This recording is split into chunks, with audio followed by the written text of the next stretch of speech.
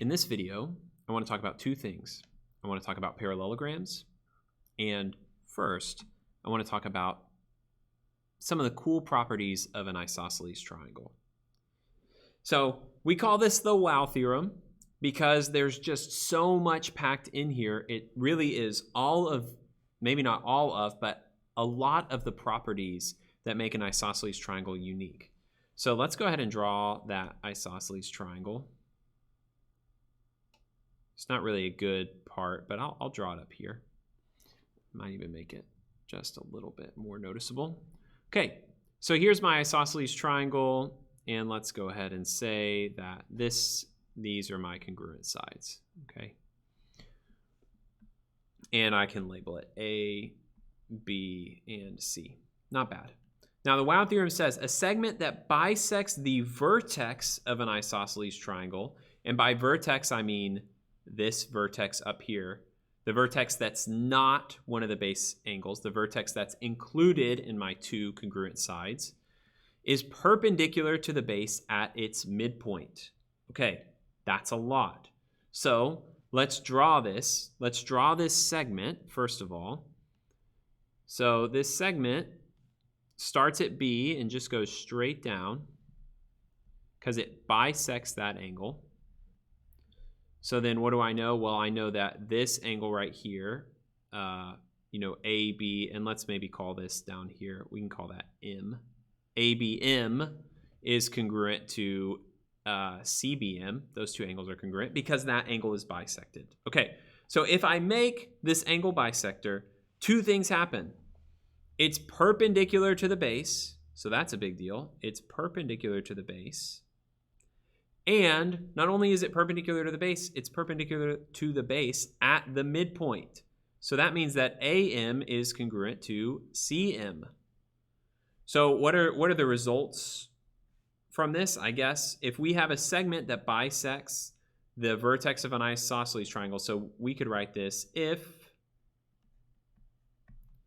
angle ABM is congruent to angle CBM, then two things happen. BM is perpendicular to AC, and AM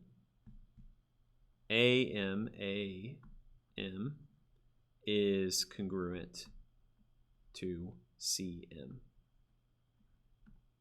And this goes both ways. So if there's a line that comes down from an isosceles triangle and cuts this in half, then that means it's the angle bisector and that line's perpendicular. Or if you have a line that comes down and it's perpendicular, you know it bisects the base and you know it bisects the angle. So there's a lot that's packed in there. So if you know any one of these things, if you know any one of these things,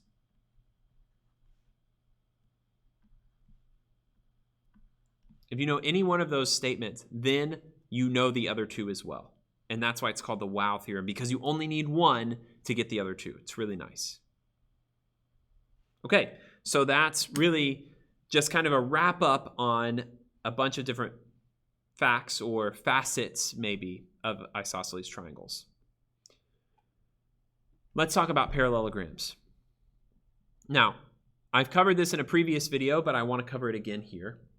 Here are a bunch of different properties, can I do this, of a parallelogram. Different properties of parallelograms. So, if a quadrilateral is a parallelogram, then opposite sides are parallel. So if A, B, C, D is a parallelogram, AB is congruent to CD, and BC is congruent to AD. Not too bad.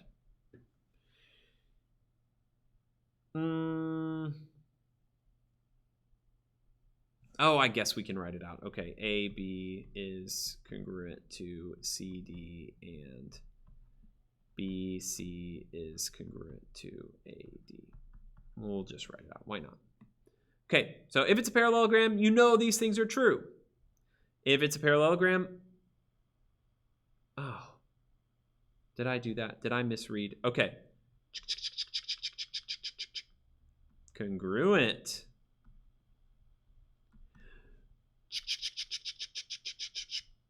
Parallel. So, okay, so this one's congruent. I think that's how I read it, even though I misread. My brain filled it in for me.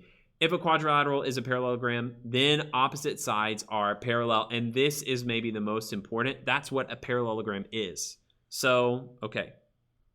So we've got A, B, C, D.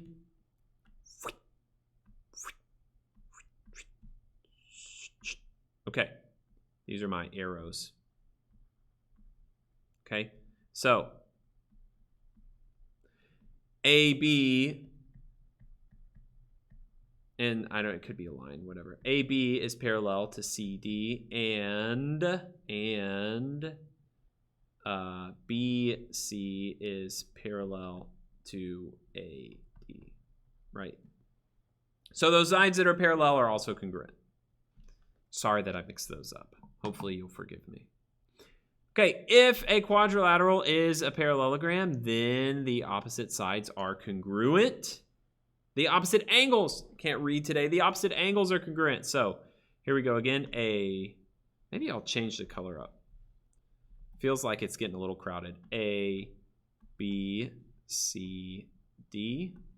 Okay, since it's a parallelogram, well, A is congruent to C and B is congruent to D. So angle A congruent to angle C and angle B congruent to angle, congruent to angle D.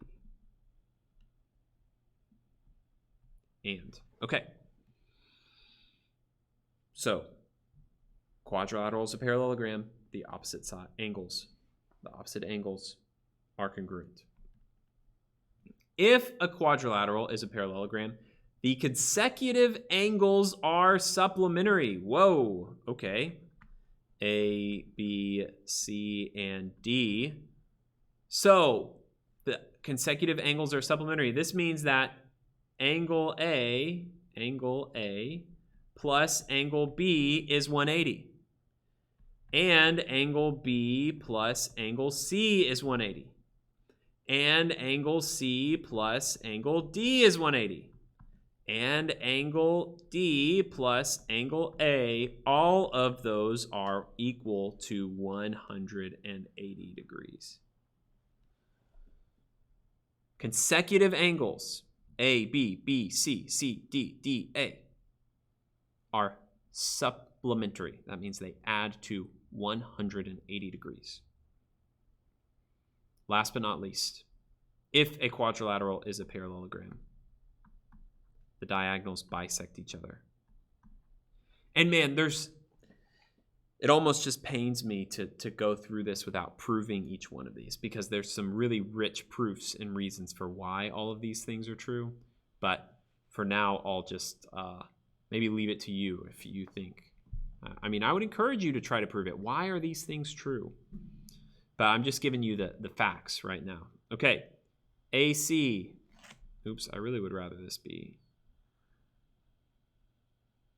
AC, and I'll do this, BD, and let me do this, point M here in the middle.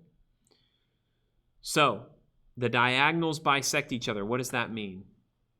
That means that BM is congruent to MD, and AM is congruent to MC. So AM congruent to MC, and BM is congruent to MD. Now, notice I didn't say that AM was congruent to BM, because it's not. Oh, and sorry, so then this should be better, right? These two are congruent to each other, but they're not congruent to BM and MD. I want to make that really clear. They're only congruent to each other because they're bisected. The diagonals are not congruent. I cannot say AC is not congruent to BD. I cannot say that. Not for a parallelogram. Now, we'll start talking about specific parallelograms where that's true, but just a general parallelogram, I can't say that those two are congruent. So AC and BD are not necessarily congruent. You can't say they're congruent unless you have more information.